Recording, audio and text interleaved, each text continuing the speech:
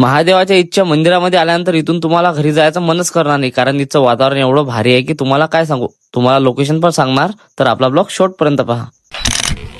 तर आता होता भाऊ सोमवार म्हटल्यावर महादेवाचा दिवस. तर आपल्याला आज थोडंसं गोरव्याला काम होतं. आपण जाणार होतो भाऊ कानेरीवरून. तर कानेरीवरून जेव्हा आपण गोरव्याकडे जातो त्या रोडवरती एक खताची कंपनी आहे. त्या खताच्या कंपनीच्या साईडला एक हे मंदिर आहे.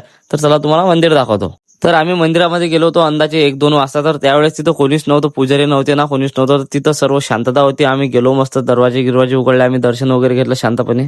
मंदिरामध्ये गेल्यानंतर दर्शन केल्यानंतर तिथं एवढं प्रसन्न वाटत होतं की बस तिथून बाहेर जायचं मनच करत नव्हतं. आता दर्शन घेऊन आपण निघालो घरच्यासाठी. तर तेवढ्यात रस्त्यात दिसली आपल्याला चीज. आता थोडशा आपण चिचा घेणार नाही असं होईन का. आता विचार तर होता की लव मोठ्या चिचा घेऊन जाऊ घरी, पण काय तर 2-4 काळ्या फेकून मारल्या, कुठेही फेकून मारल्या, आखरी एकच चीज लागली आपल्या हाती. आता यातच समाधान माना लागेल आपल्याला. चिचा घेऊन निघालो घरच्यासाठी. घरी येऊन पाहतो तर काय बा एकनाथ गाडी घेऊन उभा होता. एकनाथचा म्हणून की तू आपल्यासोबत पिंपळ खुडायला चाल. त्याला म्हटलं चाल बा, मग आता नाही कसं म्हणू बा तुले.